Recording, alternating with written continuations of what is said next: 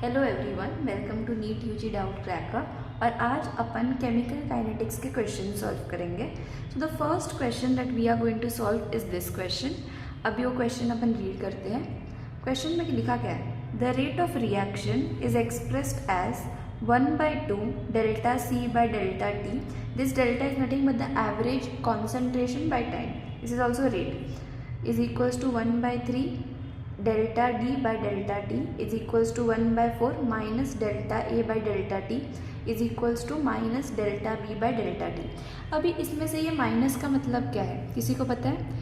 ये जो माइनस का मतलब है कि वो रिएक्टेंट है और इधर कुछ साइन नहीं है ना, मतलब पॉजिटिव समझने का, मतलब इसको पॉजिटिव समझेगा ये और ये, मतलब this is product, this is the product. तो अब इसको कैसे लिखोगे? अब ये रिएक्टेंट है तो इसको कैसे लिखोगे तुम लोग? ऐसे लिखोगे A plus B will give you क्या?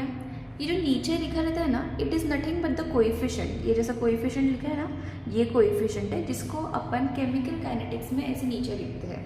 तो इसको कैसे लिखेंगे अपन? इन केस ऑफ कोएफिशिएंट लिखना होगा तो अगर ये वाला लिखना है मुझे, तो मैं कैसे लिखूंगी इसको? 2c प्लस, अभी इसको कैसे लिखोगे तुम? 3d। ठीक है, तो ऐसा किधर ऑप्शन में है क्या? रेट ऑफ रिएक्शन देखो ज़रा, अच्छे से देखो ज़रा किधर है। देखो A है, सॉरी A इधर 4 दिया है, ये भी 4 भी लिख दो इधर। तो देखो किधर ऑप्शन में है क्या? 4a plus B gives you 2c plus 3d। हाँ, ऑप्शन A है। ठीक है, तो मैं क्या बोलना चाहती हूँ, समझो यही इक्वेशन है, इसको समझो ये इक्वेशन दी है। इधर मैं एक इक्वेशन लिखती हूँ। एक इक्वेशन दी है called A plus B will give you 4d plus 3e। तो इसको तुम लोग कैसे लिखोगे? इसको मैं ऐसे लिखूंगी, क्योंकि ये रिएक्टेंट है तो इसको मैं ऐसे लिखूंगी minus delta A by delta T equal to, हमेशा जब भी रेट ऑफ रिएक्शन लिखते हैं अपन ऐसे लिखते हैं, इक्वल टू माइनस, ये भी रेट रिएक्टेंट है ना, तो कुछ कोएफिशिएंट है नहीं ना, तो minus delta B by delta T is equal to, अभी ये क्या है? प्रोडक्ट है, तो प्रोडक्ट में माइनस आएगा क्या? नहीं आता, तो इसको लिखेंगे अपन प्लस 1/4, इसका जो कोएफिशिएंट है वो नीचे आ जाएगा, delta D by delta T is equals to, क्या लिखोगे अभी इसको? 1/3 delta E by delta T. So this is how you write. समझो ऐसा कुछ क्वेश्चन में दिया है कि, समझो ऐसा दिया है, मैं एक एग्जाम्पल दे रही हूँ, a plus 2b gives you half c plus d। तो इसका कैसे रेट ऑफ रिएक्शन लिखोगे आप? सेम रिएक्टेंट है तो माइनस आ जाएगा, plus delta a by delta t is equals to, इसको भी कहेगा माइनस, अभी 2 किधर जाएगा? नीचे आ जाएगा। मैंने क्या बोला था? जो भी उनका कोएफिशिएंट रहेगा वो क्या आ जाएगा? नीचे आ जाएगा। तो ये minus 1/2 delta b by delta t। ठीक है, ये आ गया। अभी उसके बाद इक्वल टू, अभी इसको क्या लिखोगे आप? मैंने क्या बोला था? कोएफिशिएंट हमेशा नीचे रहेगा, तो इसको अपन पहले delta c by delta T लिखते हैं। हाँ, अभी ये 1/2 है, अपने को नीचे लाने का है, क्योंकि मैंने बोला था कोएफिशिएंट नीचे आएगा। अब ये 2 है ना, ये उठ के ऊपर चला जाएगा। हाँ, तो ऐसा हो जाएगा 2 delta c by delta T is equals to delta d by delta T. ये समझा कि तुम्हें जब ऐसा हाफ हाफ दिया रहेगा ना, तो उसका जो नीचे का नंबर है ना, उसको ऊपर उठा के रख देना, उसको ऊपर उठा के रख देना। तो ये फर्स्ट क्वेश्चन अपन डन कर दे। सेकेंड क्वेश्चन क्या बोलता है? देखो, for the reaction a plus B will give you 2c plus D, which one is the incorrect statement? इसको हाईलाइट कर दो, ये जो इनकरेक्ट स्टेटमेंट है इसको हाईलाइट कर दो। ठीक है, तो अपन ऑप्शंस पढ़ते हैं। पहले तो ये रिएक्शन है, ये रिएक्शन को आप रेट ऑफ रिएक्शंस में लिखो, कैसे लिखोगे? a delta a by delta t minus की प्लस, माइनस क्यों माइनस? क्योंकि वो रिएक्टेंट है। ठीक है, अभी next is equals to minus delta b by delta t is equals to, यहाँ पे क्या लिखोगे? इसको कैसे लिखोगे? प्लस, क्योंकि वो प्रोडक्ट है, 1/2 delta c by delta t is equals to 1 delta d by delta t।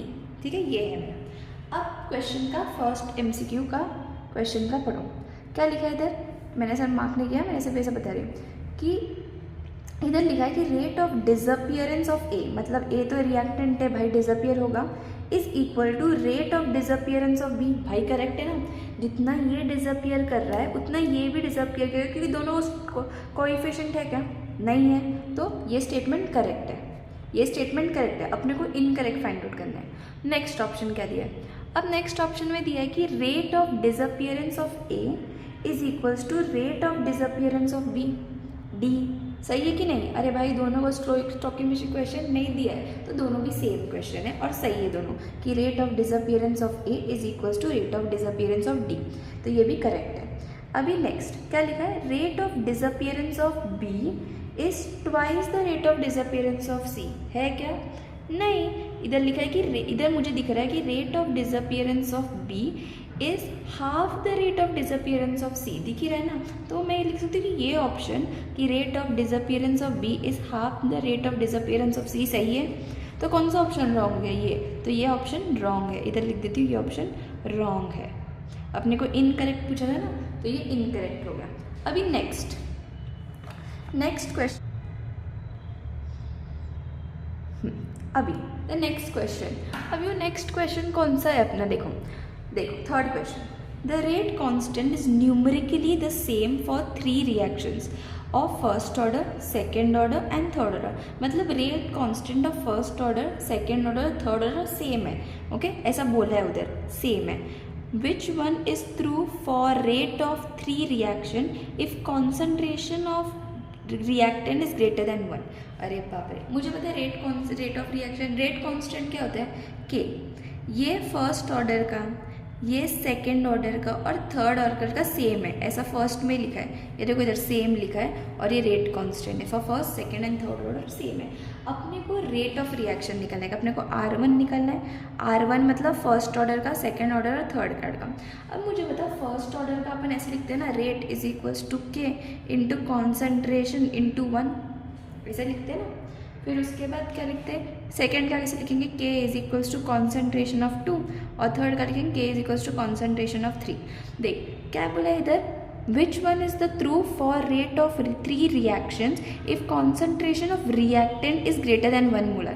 Concentration of reactant बढ़ रहा है, ये रिएक्टेंट है ना, इसका कॉन्सेंट्रेशन बढ़ रहा है तो रेट भी बढ़ेगा ना ऑफकोर्स, तो ऑप्शन कौन सा हो जाएगा, रेट ऑफ थर्ड बढ़ जाएगा, रेट ऑफ सेकेंड बढ़ जाएगा, फिर रेट ऑफ फर्स्ट बढ़ जाएगा। आई थिंक ऐसा आंसर आना चाहिए, ऑप्शन सी करेक्ट है। ठीक है, अब नेक्स्ट क्वेश्चन पे जाते हैं। नेक्स्ट क्वेश्चन बोलता है कि द डेटा फॉर, अब नेक्स्ट क्वेश्चन के पास बढ़ते हैं। For the chemical reaction I minus plus OC minus, ये केमिकल रिएक्शन है, उसका रेट दिया है, अपने को इसका ऑर्डर पूछा है। क्या पूछा है, ऑर्डर एंड मॉलिक्यूलैरिटी, ऑर्डर पूछा है, मॉलिक्यूलैरिटी। ऑर्डर कैसे फाइंड आउट करते हैं इसका, भाई ये जो दिया ना इससे ही ऑर्डर फाइंड आउट करते हैं। इसके ऊपर कुछ पावर दिया है क्या, इसके ऊपर कुछ पावर दिया है क्या, नहीं ना, तो 1 1 कंसिडर कर देने का, 1 1। अब इसको ऑर्डर कैसे निकालेंगे, order is equals to 0Cl minus, minus तो उसमें इक्वेशन में मगर ये 1 है, I माइनस 1, और ये OI माइनस है ना, उसको ऊपर लेके आना, तो ऊपर लेके आए तो OI माइनस 1 हो जाएगा कि नहीं, तो ये -1 + 1 कैंसिल, ऑर्डर आ जाएगा 1, तो ऑर्डर 1 है। ऑप्शन में ऑर्डर 1 किधर है, ठीक है एक जगह ऑर्डर 1 है, ऑर्डर ये ऑप्शन हो सकता है, मगर मॉलिक्यूलैरिटी फाइंड आउट करते हैं। फर्स्ट ऑर्डर है तो मॉलिक्यूलैरिटी किस पे डिपेंड करती है, कोएफिशिएंट पे, कोएफिशिएंट पे, तो मॉलिक्यूलैरिटी कितनी आ जाएगी, 1 + 1, कोएफिशिएंट कितना है 2, तो सेकेंड ऑर्डर इसका, सेकेंड मॉलिक्यूलैरिटी है इसकी। सेकेंड क्वेश्चन जाते हैं अपन, consider the data below for the reaction A is equals A gives you B, from the above data the order of reaction is. अब इधर देखो कि टाइम बढ़ रहा है और रेट कांस्टेंट ही है, मुझे बताओ टाइम बढ़ रहा है मगर रेट कांस्टेंट है, ऐसा कौन सा रिएक्शन है जहाँ पे टाइम बढ़ रहा है मगर रेट कांस्टेंट है, कौन सा है तुम लोग ही बताओ। तो व्हेन रेट इज कांस्टेंट, कौन सा रिएक्शन है बताओ, it is a 0 order reaction, it is a 0 order reaction जो रेट को कांस्टेंट रखती है। कैसे, because rate is equals to K into A⁻0, इसके वजह से। ठीक है, कितना भी कॉन्सेंट्रेशन बढ़ा हो, कितना भी टाइम बढ़ा हो, रेट कुछ नहीं करेगा, रेट कांस्टेंट ही रहेगा। नेक्स्ट क्वेश्चन सबको दिख रहा है, हाँ। नेक्स्ट क्वेश्चन में क्या लिखा है, the rate of reaction A + B will give you product is given by the equation R is equals to K concentration of A into concentration of B. If B is taken in excess, मतलब B को इतना ज़्यादा लिया कि A समझ में नहीं आ रहा है, तब क्या करते हैं मालूम है, जब कुछ भी चीज़ एक्सेस में ली जाती है ना तो उसको नेग्लेक्ट कर देते हैं, मतलब will neglect B. Okay, if something is taken in excess ना वी विल नेग्लेक्ट इट, मतलब बी को मैंने नेग्लेक्ट कर दिया. अभी ऑर्डर ऑफ रिएक्शन कितना हो गया भाई, इधर ही दिख रहा है 1 दिख रहा है ना, अभी यही बच गया, अभी इसको तो हटा दिया मैंने, तो फर्स्ट ऑर्डर रिएक्शन है. कुछ समझ में आ रहा है. अब नेक्स्ट आगे बढ़ते हैं. ये क्वेश्चन है, अब ये क्वेश्चन में दिया है कि the rate constant, the activation energy and the Arrhenius parameter of the chemical reaction at 25 degree are 3 × 10⁻⁴ second minus 104.4 kilo joule mole minus 6 × 10⁻14 second minus respectively. The value of the rate constant as T is infinite. ये देखो T infinity है, मतलब RNS equation क्या है, क्या equation Arrhenius equation, K is equals to A E power minus E A by R T, यही है ना. K is equals to A E minus E A by R T, यही है ना equation, if I am not wrong, यही है ना. अपने को क्या क्या दिया है, रेट कांस्टेंट दिया है, आरएनएस एनर्जी एक्टिवेशन एनर्जी दिया है और आरएनएस पैरामीटर का दिया है अपने को. ठीक है, अब मुझे क्या बोला है, T इज इन्फिनिटी. अगर ये T को इन्फिनिटी डाला तो ये पूरा क्या हो जाएगा, अगर T इन्फिनिटी तो ये पूरा कितना हो जाएगा, 0. तो K कितना हो जाएगा, A, और A क्या है, A क्या है, A तो आरएनएस वाला है ना, आरएनएस पैरामीटर है ना, A फॉर आरएनएस पैरामीटर ना, E फॉर एक्टिवेशन एनर्जी है, A आरएनएस पैरामीटर, तो आरएनएस का ये क्या है, वैल्यू कितना है, 6 × 10⁻14, तो यही हो गया. टाइम जब इन्फिनिटी होता है ना तब पूरा वो इक्वेशन 0 हो जाता है, ये याद रखना. फिर वो पूरा इक्वेशन 0 हो गया, फिर यही तो बचा है, अभी क्या ही कर सकते. तो ए पता है मेरे को क्या है, आरएनएस इक्वेशन का आरएनएस है, तो ए की वैल्यू दी है 6 × 10⁻14 सेकेंड माइनस, तो वही आंसर हो गया, खत्म. के पूछा है ना अपने को रेट कांस्टेंट. अब यहाँ पे the rate constant K1 and K2 different reactions are 10⁻16 e power minus 2000 by t and 10⁻15 e power minus 1000 by t respectively. The temperature at which K1 is equals to K2. ऐसा बोला है, एक ऐसा temperature जहाँ पे K1 is equals to K2. ठीक है, K1 कितना दिया है, 10⁻16 e power minus 2000 by t, ये दिया है K1. K2 कितना दिया है, 10⁻15 e power minus 1000 by t, ये दिया है कि नहीं.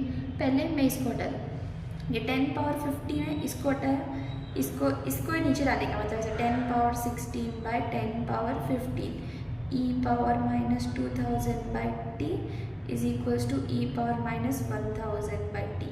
ये कितना हो जाएगा, कट किया तो 10 is equals to e power minus 2000 by t is equals to e power minus 1000 by t. अभी इसको मैं लॉग में डाल रही हूँ, क्या कर रही हूँ, लॉग में डाल रही हूँ. तो लॉग में डाल रही हूँ तो क्या हो जाएगा, लॉग में इसको अगर मैं लॉग में डालूँ, ln 10 इज इक्वल्स टू क्या है, इज इक्वल्स टू नहीं है इधर, e power minus 2000 by t is equals to e power minus 1000 by t. Log में डाल रही तो इसको मैं 2.303 लिख रही हूँ. ln ना, ln को हटा के लॉग लगाने के तो 2.303 log 10 इज इक्वल्स टू, इसको उठा के मैं इधर ला रही हूँ, e पावर e हट जाएगा, अभी e हट जाएगा और लॉग लग जाएगा, लॉग लग जाएगा, e हट के लॉग लग जाएगा.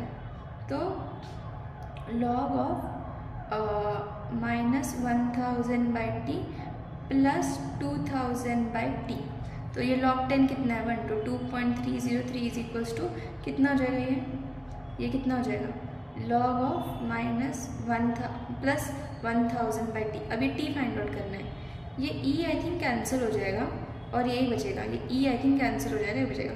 फिर t कितना आ गया, 1000 by 2.303, ये आंसर आ जाएगा. ऑप्शन इसका बी है. समझ में आया क्या, मैं वापस एक बार एक्सप्लेन करती हूँ कि देखो K1 और K2 इक्वल था, तो मैंने K1 की वैल्यू और K2 की वैल्यू लिख दी.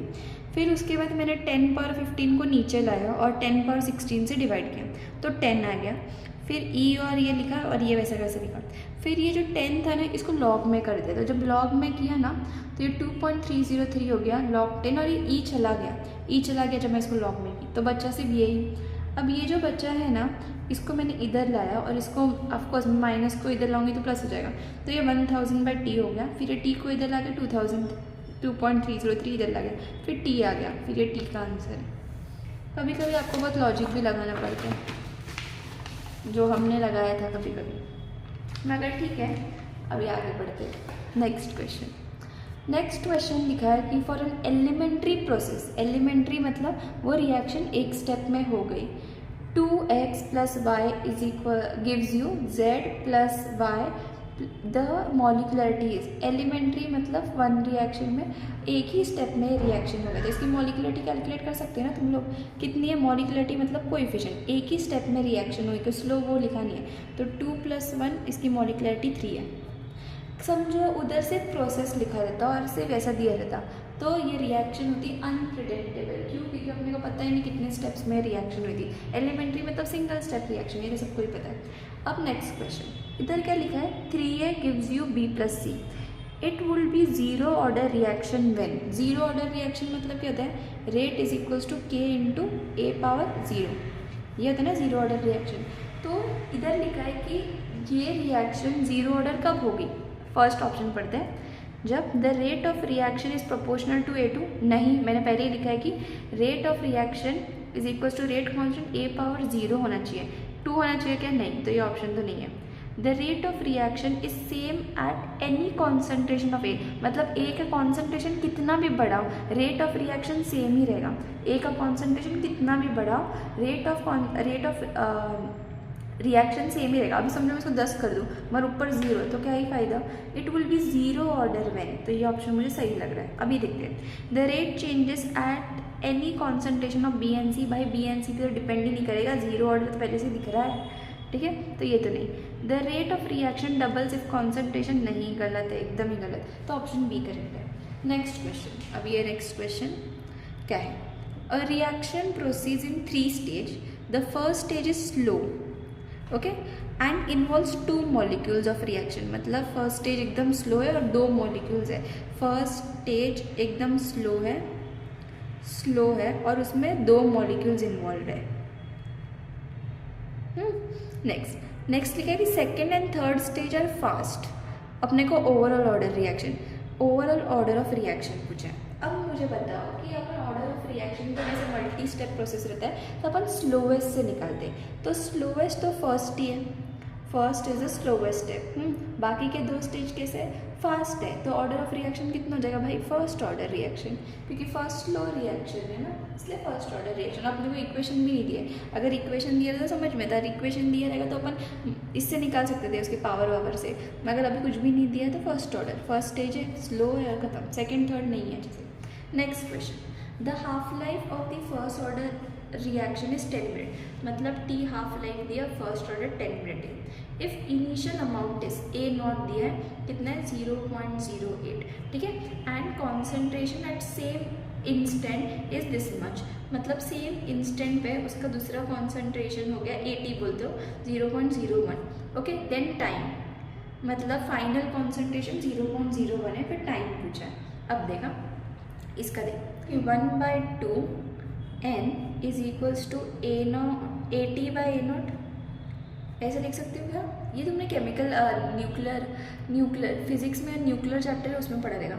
1/2 n is equals to AT 0.01 upon 0.08, तो ये कुछ आएगा 1/2/3, क्योंकि इसको 3 से देखना 1/2 किया तो 1/8 देगा, तो n आ गया मुझे 3, n आ गया 3 मुझे, इनिशियल टाइम कितना दिया मुझे 10, उसको इससे मल्टीप्लाई कर दो तो 30 मिनट्स आएगा।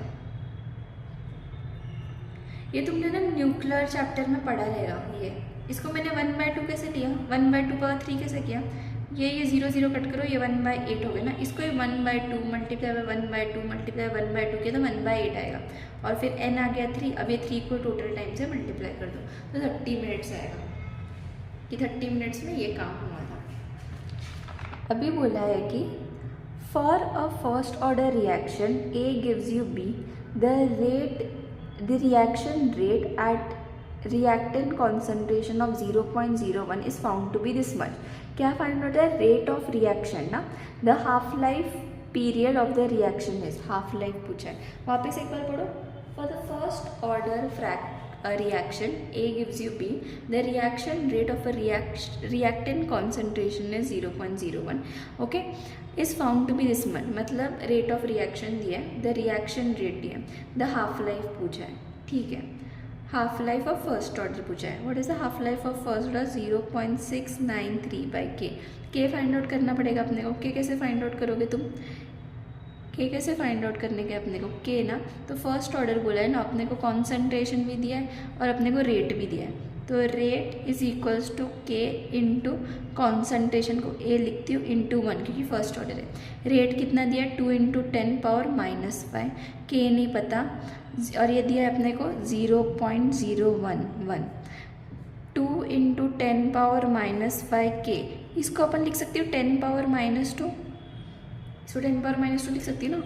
तो मेरे को के फाइंड आउट करना है, तो 10⁻⁵ इंटू 10⁻² इज इक्वल्स टू के।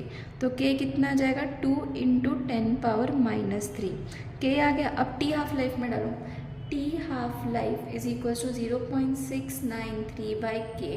T half life is equals to 0.693 by 2 × 10⁻³ ये -3 को ऊपर लेके जाओ क्या, तो ये +3 हो जाएगा।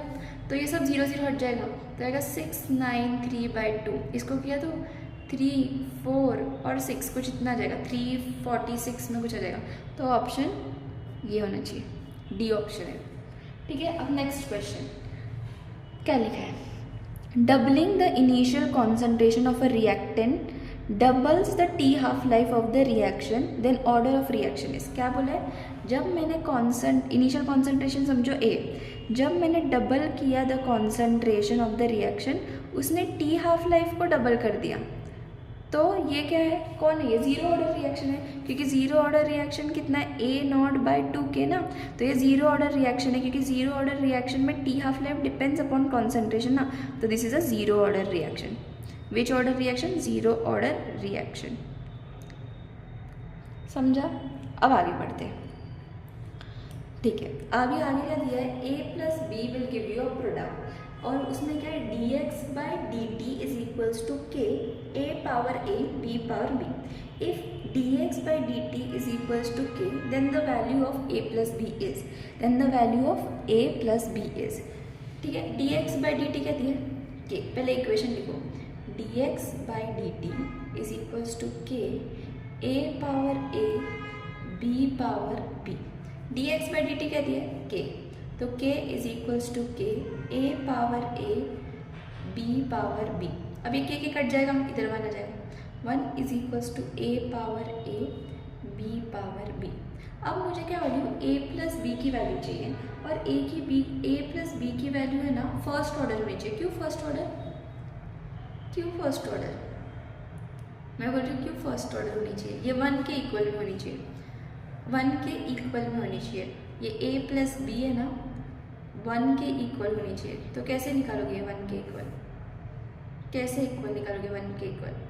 तो मैं बोल रही हूँ कि A को 1 रखते हैं और B को 0 रखते हैं, तो होएगा क्या? हाँ, B को 0 रखते हैं, तो क्या आ जाएगा? 1 + 0 इज इक्वल्स टू 1। तो फर्स्ट ऑर्डर है। समझा? समझा? अब आगे और 2 क्वेश्चंस हैं। अभी इधर दिया है क्वेश्चन में कि the energy of activation of a forward reaction is 50 kilo calorie, the energy of activation in backward reaction is. कुछ इक्वेशन दिया है क्या? कुछ भी नहीं दिया है, मैंने ना ही ऑप्शंस लिखे। तो इस क्वेश्चन को देख के तुम्हें क्या लगता है? सिर्फ एनर्जी ऑफ फॉरवर्ड दी है, F लिख रही हूँ 50 किलो कैलोरी, और अपने को एनर्जी ऑफ बैकवर्ड पूछी। तो ऐसे जब क्वेश्चन दिए रहते हैं जिसमें अपने को इक्वेशन नहीं दिया रहता है और सिर्फ इतना लिख के दिया रहता है, तो एनर्जी ऑफ बैकवर्ड 50 हो सकती है अगर वो इक्विलिब्रियम में हो। ओके, 50 हो सकती है या फिर मोर और लेस देन 50 हो सकती है ना, अपने को क्या पता। तो अपन ऐसे लिख सकते हैं कि the energy of activation of backward reaction may not be more और लेस देन 50, मतलब आइदर 50 से ज़्यादा हो सकती है फिर 50 से कम हो सकती है। तो ये क्वेश्चन मुझे स्पेसिफिकली बताने का था कि ऐसे क्वेश्चंस भी आते हैं। नेक्स्ट क्वेश्चन, सबसे इंपॉर्टेंट क्वेश्चंस रहते हैं ऐसे, ये वाले। अगर तुम्हें कुछ ट्रिक्स पता रहेगी इस क्वेश्चन को सॉल्व करने की तो नीचे आप कमेंट में डाल सकते हो। तो मेरी स्टाइल ऐसे ही सॉल्व करने की जो मैं आपको बताने वाली हूँ अभी। तो ये ऐसा है, क्वेश्चन क्या लिखा है, during acid hydrolysis of Easter 99% Easter was used up in 32 minute, मतलब 99 यूज हो गया, अब बचा कितना है 1%, बचा कितना है 1%, ठीक है 1% इज लेफ्ट, ठीक है इतना बचा है क्योंकि 32 मिनट्स में वो यूज हो गया। When will 99.9% of the reaction complete, कब 99.9% ऑफ रिएक्शन कंप्लीट होगा ये पूछा है, टाइम दिया है इधर ऑप्शन में, ठीक है। तो मेरा style of solving this question थोड़ा अलग है। तो इसमें क्या करती हूँ, मैंने 1% लेफ्ट है ना, मैं उसको डायरेक्ट फर्स्ट ऑर्डर वाले रिएक्शन में डाल देती हूँ। That is K is equals to 2.303 by T into log of A0/80, और इसमें A0/80 में ना जो लेफ्ट है ना वो डाल देती हूँ। K तो पता नहीं, 2.303, टाइम तो पता है ना 32 मिनट्स, डाल दो। लॉग इनिशियल, इसको कैसे लिखती हूँ मैं 1/100, परसेंटेज आ गया ना, तो इसको 1/100 लिख दिया, समझा। अब देखो K is equals to 2.303/32 into log 1, इसको अपन स्प्लिट कैसे करते हैं, log 1 माइनस log 100, ठीक है। log 100 को मैं 10^2 भी लिख सकती हूँ ना, log 100 को 10^2 भी लिख सकती हूँ ना। तो इसको ऐसे लिखने का, K is equals to 2.303/32, log 1 कितना है भाई 0 है, माइनस log 10 पावर मतलब log 10^2। अभी ऐसा लिखा रहता है ना कभी भी, तो ये जो 2 पर जो पावर में आता है ना उसको आगे लेके आने का। मैं इधर बता देती हूँ कि ऐसा होता है, K is equals to 2.303/32 into 2 into log 10। अब log 10 कितना है 1, तो वो हट गया, तो बचा क्या, K is equals to 2.303/32 into 2। अब ये 2 1 जा 2 16 जा, कुछ K आ जाएगा, K फाइंड आउट करूँ, फिर वो जो K फाइंड आउट किया ना अपने, उसको T हाफ लाइफ में डाल दूँ, तो 0.693/K, जो भी K आया वो उसमें डाल दो, आपको आंसर आ जाएगा। आंसर आपको 48 मिनट्स आएगा। थोड़ा आप भी करो सॉल्विंग, समझा। तो this ends the question solving of chemical kinetics. Next time में और थोड़े क्वेश्चन सॉल्व करेंगे अपन, अगर टाइम मिला तो और कुछ अच्छे बेसिक क्वेश्चन भी सॉल्व करेंगे। Thank you.